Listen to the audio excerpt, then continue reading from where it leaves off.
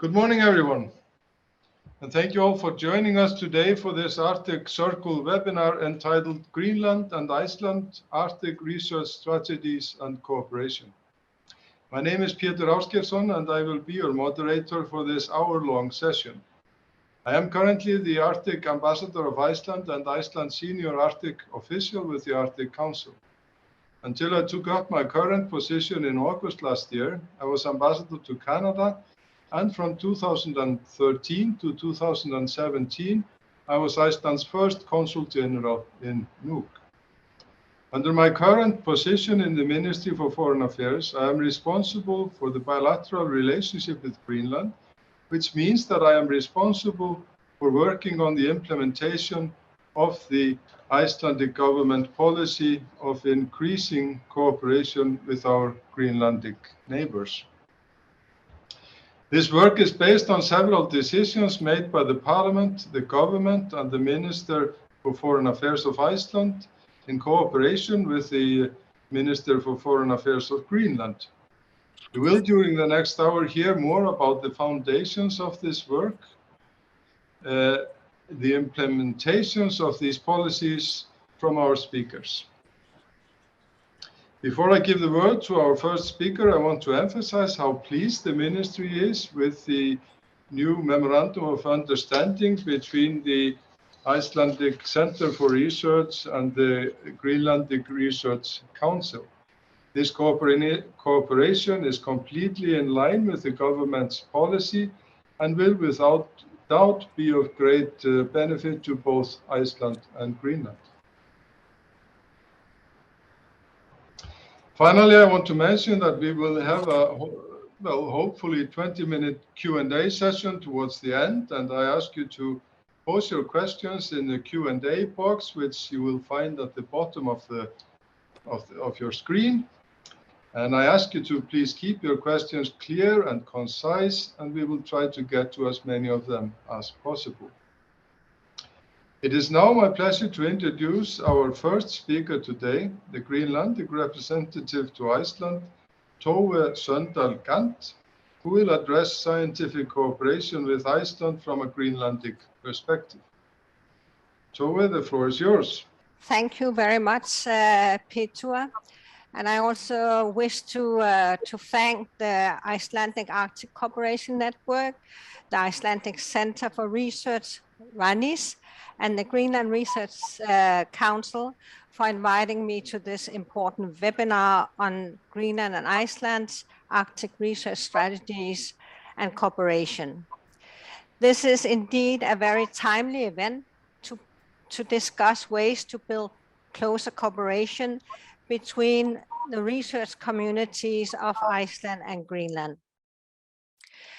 A close cooperation is not only important and underpins the ever-increasing closer bilateral cooperation between our two countries and for our societies. Closer cooperation between Iceland and Greenland research communities also have ramifications for the wider Arctic and the global science cooperation.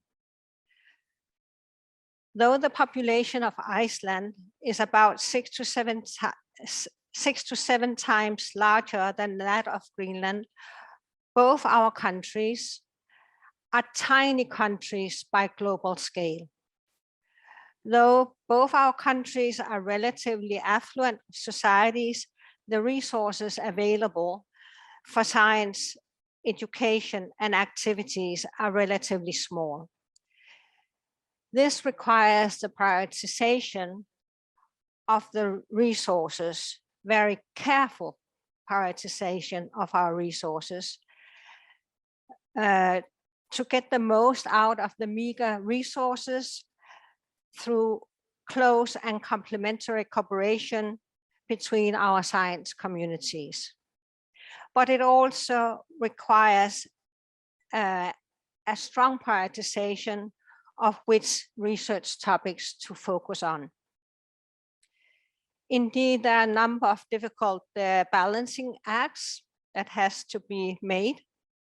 First, there is a balancing act of the needs of governments to make science-based decisions, such as in the areas of fisheries on which our economies depend heavily, but also in areas of related to the tackling of difficult societal issues, but also what we can call science for the sake of science, meaning topics that arise naturally from academic endeavors, development, and curiosity.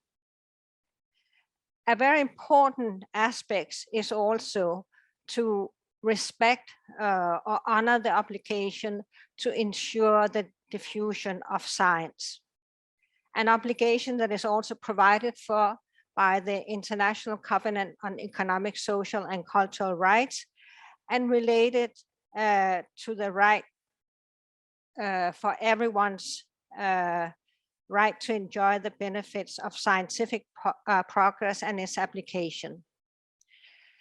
Another aspect which is also very closely related to the human rights framework is also that of ensuring due diligence in science. And that is connected with when you engage with communities, local communities, both as collectives, but also as individuals.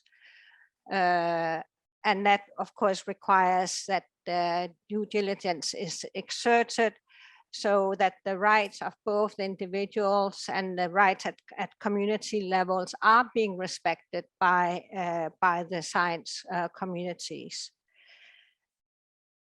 Another aspect is also that of honoring, which is very important for us in Greenland, is that of honoring and trying to increase scientific cooperation, both within the humanities, but also within hard science, with what we in Greenland called local knowledge.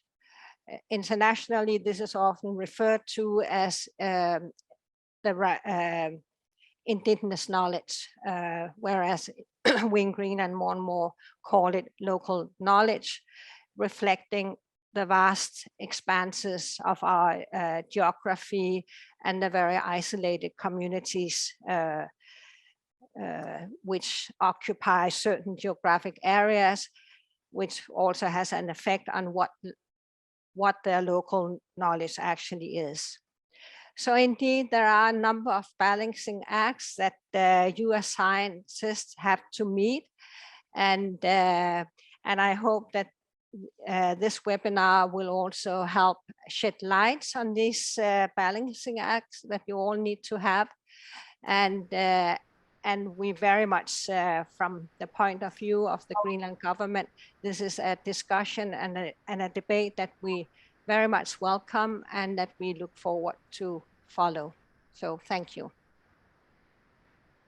Thank you very much, Tove, for your input. And next we will hear from Thorbjørn Jónsson, our Consul General of Iceland in Nuuk, who will address the same subject, but from the Icelandic perspective.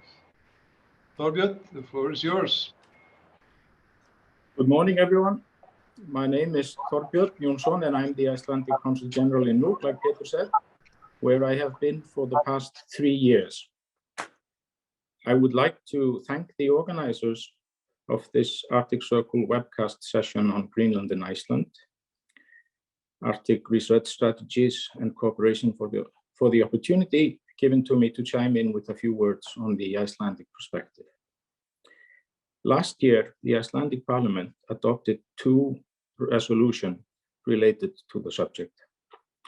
Firstly, a resolution on adopting an Arctic strategy, which actually would be the first formal Arctic strategy for Iceland. The bulk of the work on the Arctic strategy will be undertaken by working groups on 5 themes: international cooperation and commitments, climate change, ecosystems and pollution prevention, society and infrastructure, strengthening and commitments to Arctic affairs, and then search and rescue and telecommunications. As regards to cooperation with Greenland, a resolution on increased cooperation between Iceland and Greenland was also adopted last year. A special report on cooperation with Greenland was issued by the Icelandic Minister for Foreign Affairs last year with a good number of suggestions for cooperation with Greenland. I want to stress that this is not a blueprint, but a source of ideas for possible projects, and anything that will be implemented will, of course, be agreed by both parties. The resolution was partly triggered by this report, and a special team has been set up in the Icelandic Foreign Ministry to follow up on suggestions made. Additionally, a joint declaration by the Icelandic and Greenlandic foreign ministers was also issued last year about increased cooperation between the countries, and this was then followed up in a meeting between the Premier of Iceland, the Premier of Greenland, and the Icelandic Prime Minister in Nuuk last month, where the two ministers agreed to formalize and strengthen the cooperation between the two countries with a broad focus on tourism and trade, education and research, sustainable energy and climate, equality and gender, and then fisheries. Work is underway to formalize a joint declaration with the aim to set up an action plan to implement the wishes set forth in the ministers' discussion. I would finally like to specifically mention a couple of agreements that have recently been reached between Iceland and Greenland. On the one hand, the cooperation agreement between Rannís in Iceland and the Greenland Research Council, and also an agreement between Ilisimatusarfik here in Nuuk and the University of Akureyri on remote learning. It is clear to me that for two countries, small countries, it is very important to reach a synergy effect in whatever they undertake together. And I'm not going to go any further into the actual fields of research. I'm sure that the following speaker will take care of that. But let me just finally again iterate that it is to be hoped that Iceland and Greenland will jointly be able to tackle some of the challenges that both countries are faced with together rather than individually. Thank you. Thank you very much, Thorbjörn, for your input. The next speaker is Josephine Niemann, Chair of the Greenland Research Council and Head of the Greenland Institute of Natural Resources at the Department of Environment and Minerals at the Government of Greenland. Josephine, please. Thank you very much. Yeah, my name is Josephine Niemann and my background is in biology, but I'm here as chair of the Greenland Research Council.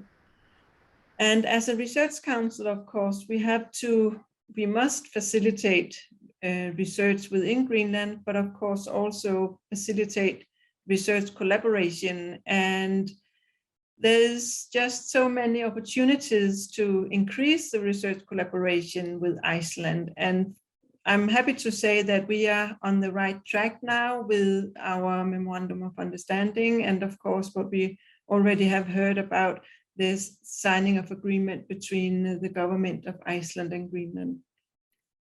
Even though we in general are put on in Greenland to facilitate research, there are some topics that we find more important or extremely interesting compared to others. And this, of course, has to do with the fishery, because the fishery is one of the main incomes for Greenland. And we know that Iceland have had a lot of experience within that area as well. So the first topic of or the first priority for us has been to increase and facilitate research within fisheries and fishery economics, blue economy, and other things related to this. Another important issue for us has been the mitigation of the natural hazards, because also here Iceland is, as we all know, very experienced with this. And in Greenland, we are experiencing an increasing amount of events related to natural hazards. And of course, experience from Iceland and research into these things can help mitigate the effects of this in Greenland. So the last thing I would like to mention here is something that Tove also touched upon, is ethical guidelines in research. Because as we all know, this is something that Greenland does not have at the moment. It is part of the research strategy that is more or less, it should have been published, the Greenland Research Strategy should have been published recently, but it has been a bit delayed. But independently of that, we have within the Research Council started the work on the development of ethical guidelines. And this is something we also discussed while we were in Iceland at the Arctic Circle event last year. And this is something that we will continue to raise concerns about the lack of these guidelines in Greenland. So we are working on this. We will do workshops and so on and so forth, but it's something that is just so extremely important, because it will ease and facilitate the collaboration between the different research communities. If we are all aware of how we can do things the best way, it will just make things so much easier. And by talking about this today, of course, it also helps everybody being aware that there's something that we need to look at or to work on. So I will stop with these three really important topics, and thank you for having me here and giving me the opportunity to present this. Thank you. Thank you very much, Malina, for your insightful comments. And our next speaker is August Ingþórsson, the General Director of the Icelandic Centre for Research, Rannís, and he will discuss Iceland's research priorities. August, the floor is yours. Thank you, Peter, and good morning or good afternoon, depending on in which time zone you are, I guess. So in my 5 minutes, I'm going to try to make 5 points about the Icelandic research priorities in the context of today's discussion.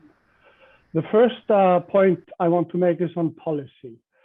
Iceland has a Science and Technology Policy Council that is chaired by the Prime Minister and includes 5 other ministers and 18 stakeholders. And it publishes every 3 years a science and technology policy. And it is from this policy that the Rannís and the main funding instruments that we manage take their direction. I mention this because the current policy has 4 main objectives, and I want to quote 2 of them because they're relevant for the context of Iceland-Greenland cooperation. One of them is that Icelandic institutions and enterprises should increase their participation in international research and innovation. And the second one is that research and innovation should benefit society in tackling societal challenges. And among those societal challenges are environment, biosphere, and climate. And it specifically says, studies show that the polar regions are warming at least twice as fast as the other parts of the world. The Icelandic government has drawn international attention to Arctic issues. I mention this to reinforce the point that enhancing cooperation with Greenland is firmly rooted in Icelandic policy. The second point I wanted to make is about Rannís, that has supported Arctic research for a long time. And Arctic cooperation is identified as one of the key issues for expanding opportunities related to international cooperation in our strategy for the period 2020 to 2025. This includes being an active participant in the Icelandic Joint Committee on Arctic Affairs, a board member on the Icelandic Arctic Cooperation Network. We were also actively engaged in the development of Iceland's policy on matters concerning the Arctic region, or the Arctic strategy referred to earlier. And we very much welcome that the policy proposes a specific Arctic research program. And we hope that such a program can be established by next year. And we have offered to the working group that is developing this topic that Rannís can manage or administer this program. In 2020, Rannís with other actors in Iceland published a report titled Mapping Arctic Research in Iceland.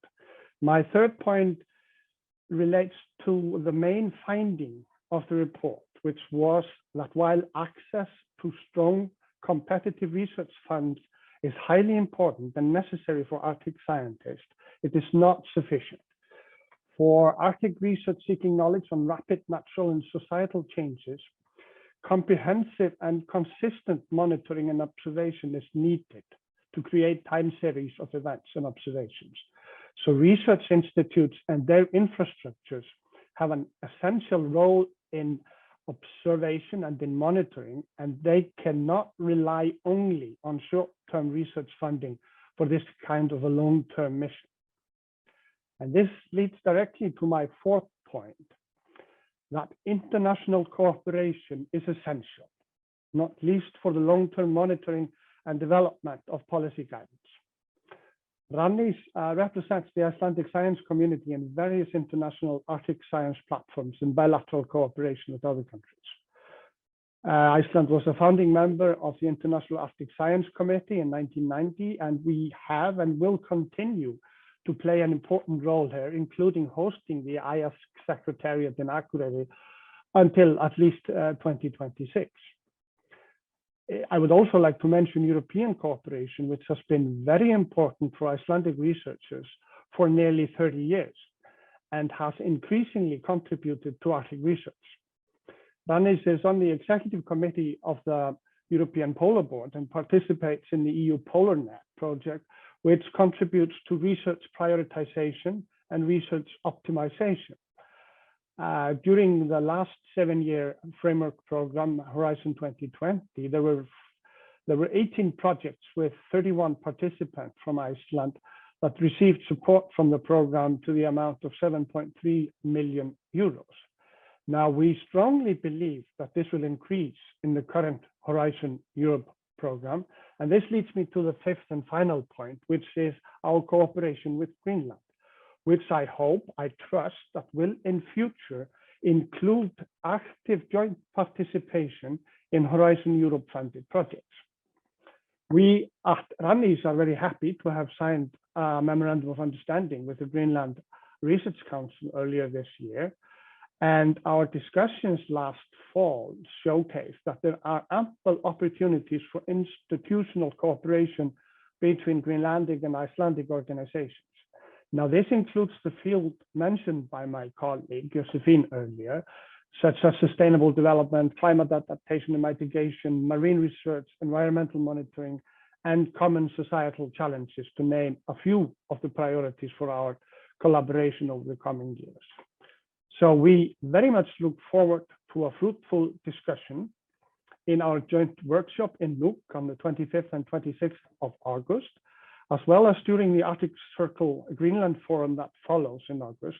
And I hope that during those days that we will spend together in Nuuk, that we at Rannís, we will learn more about what are the most pressing matters for strengthening our research cooperation. So I look forward to continue to strengthen our relationship in the future. Thank you. Thank you very much, August. Our next speaker is Rasmus Leander Nielsen, head of Nasific, Center for Foreign and Security Policy, University of Greenland. And the title of his address is Enhancing the Knowledge Base of Greenland's Growing Role in International and Arctic Affairs. Please, Rasmus, the floor is yours. Well, thank you very much, and thank you for the invitation. My name is Rasmus Leander Nielsen, and we open Nasifik, which means outlook post or a place to look out from Greenland to the world to understand there's a growing focus on the Arctic and especially Greenland in the last couple of years, or last couple of decades, but especially in the last couple of years. And we want to understand it locally anchored, locally based with the local knowledge about, also to understand Greenlandic foreign policy, which is a really, really interesting research topic. I will provide a couple of tangible examples where we already are collaborating with Icelandic scholars and Icelandic friends. Obviously, we are going to have a lot of focus on the upcoming Arctic Circle Forum here in Nuuk in late August.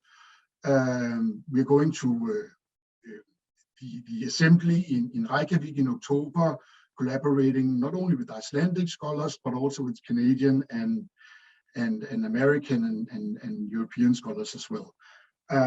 We do also have a colleague from the University of Akureyri, Rachel Johnston, who is very good in international law, and also a couple of discussions in recent months in Greenland about that she can pitch in with her knowledge of human rights, etc., etc. But I will focus on two examples of how I see we are already collaborating with Icelandic friends, and we can do much more in the future. First of all, a year and a half ago, we did the first survey on international or on foreign policy and security policy here in Greenland. It was in collaboration with the Konrad Adenauer Stiftung, a German think tank, but their Stockholm office. So they did a survey in Norway. We were number 2 here in Greenland, then it was Iceland, and then the Faroe Island. Recently, we started talking with our friends in Tórshavn and in Reykjavik that we should do another batch, because these surveys were made before the war in Ukraine, and we are curious as how this affects not only collaboration in the Arctic, the course of the Arctic Council that we are dreading will take a very long time to get passed, but also to see what the sentiments in the Greenlandic public, the Icelandic public, the Faroese public, how that is unfolding at the moment. And what we have been discussing that I think is very important also to compare our data, compare our findings in the respective surveys, but also to be better in the next batch at fine-tuning the questions. There are differences. We're going to have other questions that are interesting for Iceland, but on a number of variables, we should be very precise in asking in the same way. Maybe we can lend a question from the Icelandic survey, vice versa. So we can actually have some really interesting comparative and also time series that we will do this over time. So now in the Arctic, we have a period of the conflict level is very high. Hopefully in some years, we'll go back to where the spiral signal on a lower level. So this is a very productive way of collaboration with the Icelandic scholars, and not only on quantitative data, we're also discussing having a workshop in Nuuk, probably as a pre-event, that we will work with an Icelandic colleague who's now a Fulbright scholar, and it's under the Fulbright umbrella that they're talking about doing town halls meetings and different settings. But the idea is that we do quantitative survey data, but also do qualitative inputs, like talking to the civil society or the public at large at getting better at understanding some of these things. Another example I will just briefly include is that we in Greenland, there's recently from the Defense Ministry in Denmark, and this has been on the way for some time for various reasons. In Greenland, in Gangeslusvak and Søvndahl, where most fly into within the international airport, there's going to open a new education on emergency preparedness. And what we are thinking, and we will start working after the summer break, is to get comparative insight to what are the lessons. We are especially looking at Inuit Rangers in Canada, but I think that's also in terms of SAR and Coast Guard, some interesting finding from the ISAR, the Landsbjørg apologies if I pronounce that incorrectly. So we gather comparative findings to feed into the new education here in Greenland. And also what we can learn from scholars, like we can learn much more by compare these things. I also teach comparative politics. And the first time we meet in class, I use this quote from a kid author, Kipling, who wrote the Jungle Book. And he has this perfect sentence called, "Who knows of England, who only knows of England?" And I turned that paraphrasing, "Who knows of Greenland, who only knows of Greenland?" Then I asked my students, who should we compare with? And they always said Iceland, like in terms of independence, in terms of institution, probably also in terms of NATO. That could be the model for Greenland. So we are very much looking forward to collaborating with Icelandic scholars and to get comparative insight by also comparing to the Icelandic case. Thank you very much. Thank you, Rasmus, for your very positive comments there. The next speaker we have is Embla Eir Oddsdóttir, the director of the Icelandic Arctic Cooperation Network. And she is going to speak on Iceland, enhancing cooperation in Icelandic research communities. Embla, the floor is all yours. Thank you, Chair. Good day to you all, and thank you to the Arctic Circle for hosting this webcast. It's an honor to be here today. My name is Embla Eir Oddsdóttir, and I'm director of the Icelandic Arctic Cooperation Network, which is located in the town of Akureyri in north of Iceland. The network's mission is to initiate, encourage, and facilitate Icelandic and international cooperation on Arctic issues, including in research, education, innovation, and monitoring, amongst public and private organizations, institutions, businesses, and bodies involved in Arctic issues. As has been mentioned already, there are many reasons for why it is only natural for Greenland and Iceland to work closely together. Let me just reiterate that as neighboring countries with a shared history, there already exists considerable collaboration among the two countries, yet it is clear that there is great potential to significantly strengthen our relationship even further, including through research, education, trade, and culture. It has been an absolute pleasure to work with our Greenlandic colleagues on both this and other projects. Just recently, we had the pleasure of receiving a delegation from Greenland visiting us here in Akureyri, including the rector of the University of Greenland and the head of the Greenlandic representation to Iceland, Tove, who's with us here today. This was primarily to discuss potential joint opportunities, including with the University of Akureyri, particularly in terms of further collaboration in distance education. In fact, there has been substantial cooperation between parties in Greenland and Akureyri for some years now, including through Norlandair and the hospital here in Akureyri, student exchanges and visits, and the organization of joint events. Professor Rachel Lorna Johnstone, which Rasmus mentioned earlier, she's been teaching at the University of Greenland and is now co-developing with Greenlandic colleagues a project which includes the organization of a seminar on decolonization of archives in the Arctic. Our current Nansen professor, Rasmus Bertelsson, seeks to emphasize West Nordic and Barents cooperation. Johan Niemann Larsen of the Stephenson Arctic Institute has also been teaching at the university. And in fact, I believe the Stephensons have worked extensively with Greenlandic partners, including through the project on the perspectives and realities of youth in the Arctic. I also believe that Greenland has been involved in the Stephenson's Nordic Centre of Excellence project ArcPath, which is an interdisciplinary project involving both climate modeling and an assessment of the impact of climate change on communities. They're also working with the Marine and Freshwater Research Institute in Iceland and Faroese and Greenlandic partners on a Horizon-funded project that focuses on changes in the climate and its impacts on commercially important fish stocks and potential industry responses. The University Centre in the Westfjord are a partner on the PhD summer course on plastics in the Arctic, which also includes Greenlandic partners and in fact takes place in Greenland. Greenlandic contributors were also a vital part of developing the Arctic Council Sustainable Development Working Group report on gender equality in the Arctic, which was published in tandem with the Arctic Council ministerial meeting in May of 2021, and of which the Icelandic Arctic Cooperation Network is lead. Greenlandic contributions were through the editorial committee, lead and contributing authors, and the youth advisory group, and external reviews. Further, they've been a vital part of dissemination of the report, and in fact, we are pulling together a session on gender in cooperation with the Greenlandic government at the Arctic Circle Forum in Nuuk in August. The network is also a partner in the Unleash Youth Innovation Workshop that will be taking place in Nuuk prior to the Arctic Circle Forum in August. And lately we partner with the Nuukika organization, which works to strengthen, develop and promote cultural life and entrepreneurship with a special focus on Greenland. Further, we are collaborating with the International Arctic Hub in Greenland, including co-organizing a session at the Arctic Circle Forum in Nuuk on the importance of networks and building bridges between stakeholders.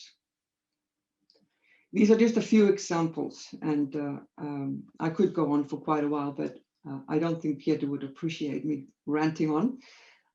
In short, we see mutual beneficial opportunities as being bountiful. This MOU between the Greenland Research Council and the Icelandic Centre for Research is an important part in figuring out where our mutual interests lie and making sure that research in both natural and social sciences is nurtured and is relevant. The joint workshop in Nuuk in August will bring us one step closer to this, and Malina will tell us more about this in just a little while. I fully agree with what Tove said earlier. The critical task will likely be to prioritize research based on both need and capacity. Try to think out of the box, but keep our feet firmly on the ground. Perhaps a somewhat challenging feat in itself. I also, and this is my final point, Peter, I also think we should be careful not to focus narrowly on observation and monitoring, important as that is. The Arctic Science Ministerial process shows us that there is great need to focus also on methods for adaptation and response to climate, environmental, and social change, and in looking for innovative ways of solving what challenges lie ahead, emphasizing support for the emerging generation of young people that will be carrying the torch forward. I think I'll stop there, Peter. Thank you. Thank you very much, Embla. I was just about to comment that it was testament to the discipline of scientists that we were only 5 minutes over, but now we are 9 minutes over, so I'm not sure about whether the compliment is still valid. But this brings us to the Q&A part of the session today, and we have at this time a question from Bert de Jong. I hope I'm pronouncing that correctly. He is asking if international architects, landscape architects, and urban planners have a role in the research cooperation strategies between Greenland and Iceland. And does anyone want to address that question? Embla? Well, I'm not an expert on architecture and landscape planning, but I do believe that they have an important role. I think we're faced with challenges that we've never really seen before, and we have to try to find alternative solutions and try to stop doing the way we've always done it and do it in new, innovative ways. So I would say yes, as a short answer. Well, I would like to second that opinion. I think in various contexts, context of mitigating climate change, of reaction to natural hazards, and in general in support to various activities that sort of relate to the overall green emphasis that we see at EU and at national level. We need urban planners and people who are thinking maybe a little bit differently about how we tackle our problems. So I would hope to see collaboration between Iceland and Greenland on sort of adjusting to extreme environments, adjusting to unusual environments. So, you know, just a resounding yes, I think, to the question. Thank you, August. We have a question from Naya Bianco. It's addressed to Josephine Niemand. She asks if Josephine can tell her more about the need for ETIAC guidelines. ETIAC guidelines. Probably ethical guidelines. Ethical guidelines, yes. Ethical. Yeah. And she asks if you can define what is meant by ethical guidelines. How is it specifically needed in Greenlandic context, and are there any existing ethical guidelines that can be used for inspiration, for example, in Iceland or in Canada, where Noya has worked before? Yeah, I would definitely like to elaborate a little on this.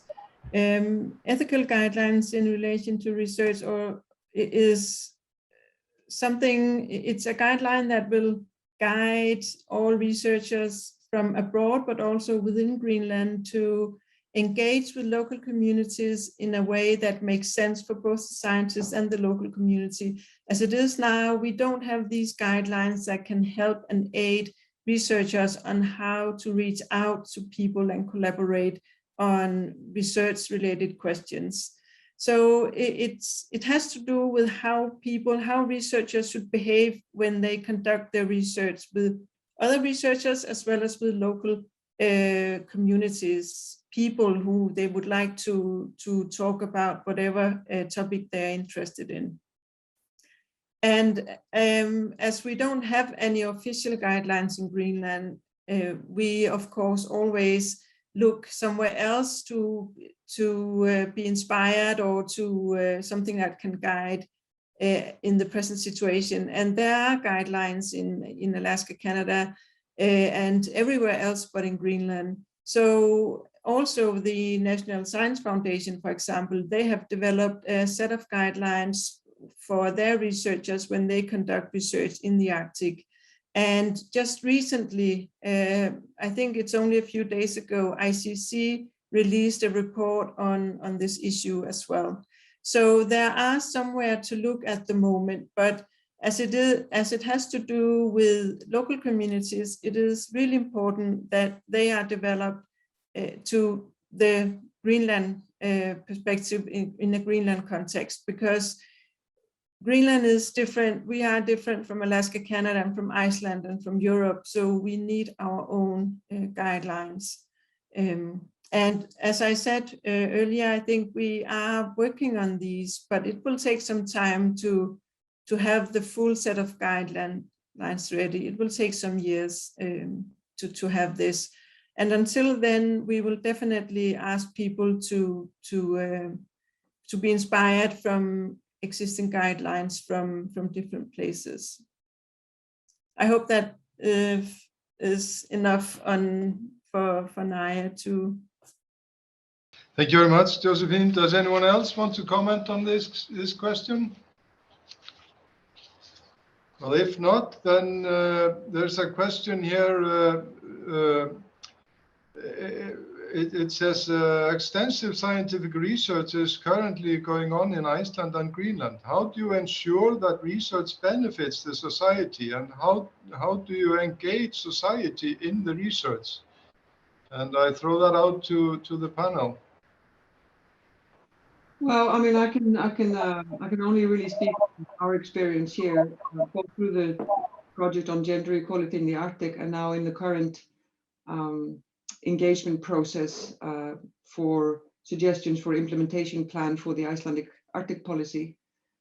I think what is important, if you are going to bring science to society and make sure that society has a voice in science, the only way to do this is to include society from the beginning. I think what has often been complained about in Arctic research, for instance, particularly in terms of community research, is that the researchers pick up the phone the night before they submit an application and say, oh, what do you want to say something about this? And I think that's quite problematic. I think what we need to do is include those that need to be included from the very beginning, from the ground up.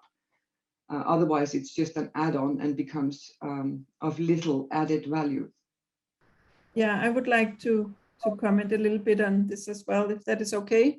It's really the same thing that we see in Greenland.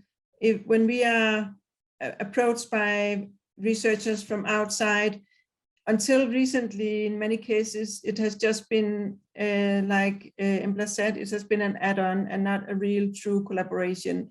And what we have actually spent a lot of time on discussing this with our US colleagues. And as it is now, our collaboration has actually developed into a more true collaboration. So now US researchers reach out to us at a very early stage on when they have an idea to work on. And we are then able to sort of be part of of the project and to make it, to define it in a way that makes sense for Greenland research communities as well. And that is the really difference between being an add-on to something or being a true collaborator. That is that we can actually form the project so it makes sense to us as well. And not only to us as a research community, but also to the local communities of people living different places in Greenland.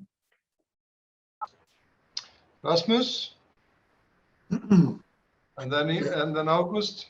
Yeah, I can only reiterate how important it is what Josephine just said, and also think it's a process that we are getting better in the Greenlandic Research Society to not just be a token on this, that we're kind of getting fed up with just being on some research agenda that's only partially interesting for us, that we are in the whole process of or maybe it comes from us that we to the point of departure of a research project that we want to do. And also think it's important, and this is also a steep learning curve for many researchers, that they also give something back to the society, that they give a public presentation when we have this saying of fly in, fly out researchers, and that has been really common, that we should do something about this, that they actually present that data, or that there's not a new, but it was in the Greenlandic media as a new research station in Narsaq,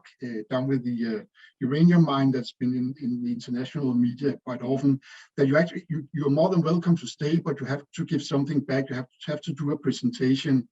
So I very much concur with that. This is a process that we also in Greenland are getting much better at, but it takes time. We are small research entities. But we should be really careful also who we collaborate with, that it makes sense for us. Thanks. August, please. Yeah, I would like to sort of add the funders' perspective to this discussion. I mean, we as funders, we can request cooperation. We can put it into our handbooks and guidelines that and this that cooperation is required. I mean. And this relates to the ethical standards or sort of proper or good conduct in science. I remember Josephine using during our discussions here the example, or the phrase that I know from a different context, nothing about us without us. And we as funders can apply that principle. But another angle to this is also as funders, we can ask research projects and perhaps in particular research networks to develop sort of policy implications of their research. I mean, we have done so successful in some Nordic network. We've asked, okay, so you've been conducting this work for 5 years now. What are the policy implications? What are the implications for policymakers? So we who are giving out money, we have some ways to ensure cooperation and to ensure that we get some policy implications if we want to. Well, maybe I can just add a quick comment to one of the questions that Naya Bianco raised, and that has to do with funding. We are aware that the Greenland opportunity or the Greenland budget doesn't include all this or that much money. So we are definitely looking somewhere else for funding our research, and that is in different Danish or US or EU areas where where there are funding opportunities. So we would very much appreciate if there were more money in the Greenland budget, but at the moment there isn't, and that is something that we have to navigate with.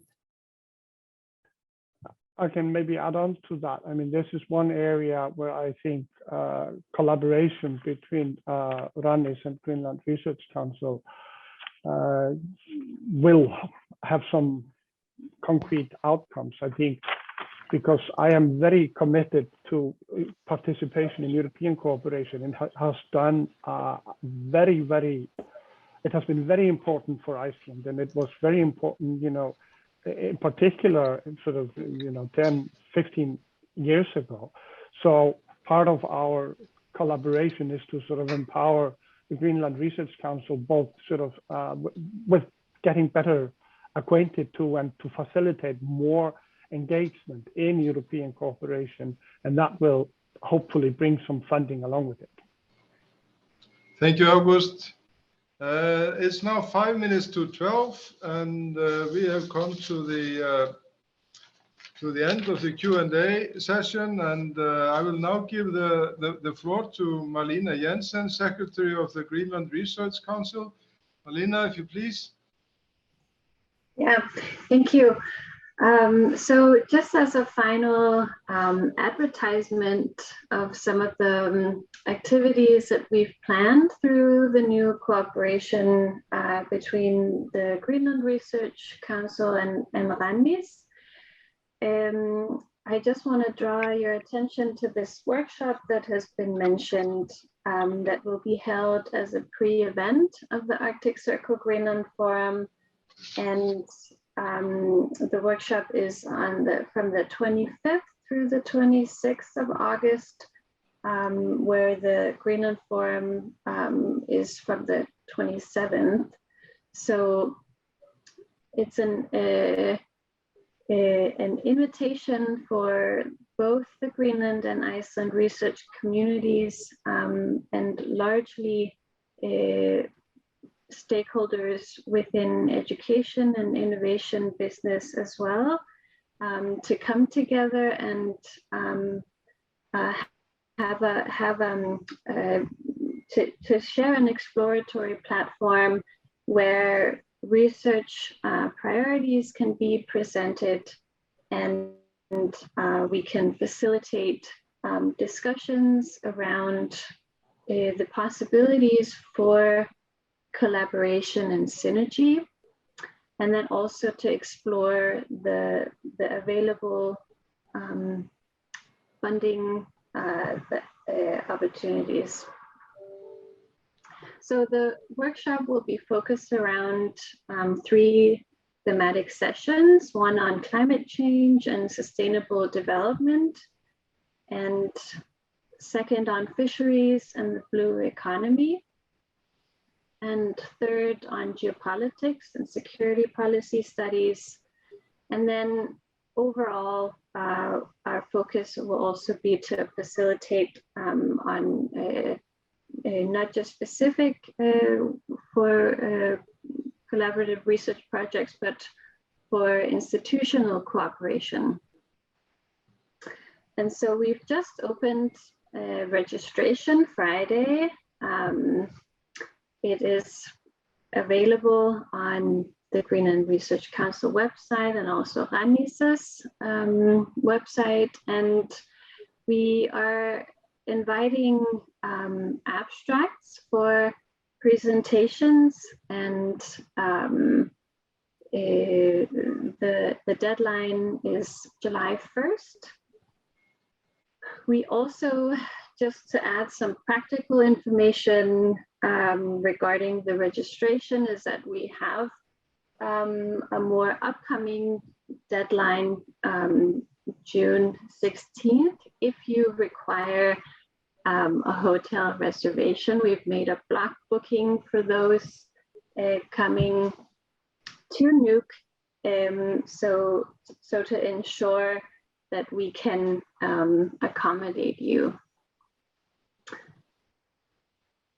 Yes, I think that's what I had to say.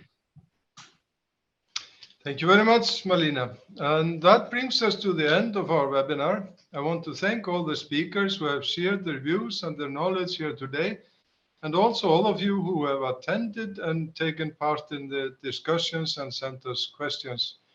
Thank you very much, and I hope to see as many of you, or most of you even, at in Nuuk around the time of the Arctic Circle Greenland Forum in August. Thank you.